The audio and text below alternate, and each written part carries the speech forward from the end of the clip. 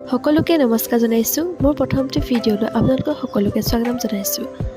চাওঁচোন আহক আজি ইমান সৰু সৰু ল'ৰা ছোৱালীয়ে কিয় আজি শাক বেচিব লগা হৈছে।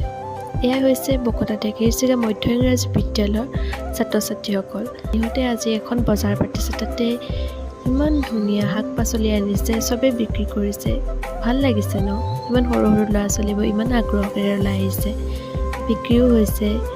এইবোৰ সকলো আমাৰ গাঁৱৰে মানুহ, যিহেতু ল'ৰাকেইটাই ইমান মৰম লগাকৈ বজাৰ বহাইছে, সকলোৱে বস্তু কিনিবৰ বাবে আগ্ৰহেৰে ওলাই আহিছে।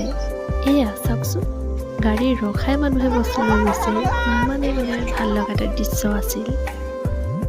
চাওকচোন, বিভিন্ন ধৰণৰ তেওঁলোকে শাক পাচলি আনিছে। ভিডিঅ'টি চাই যদি ভাল পাইছে লাইক এটা কৰি দিব আৰু লগতে কমেণ্ট আৰু ছাবস্ক্ৰাইব কৰিবলৈ।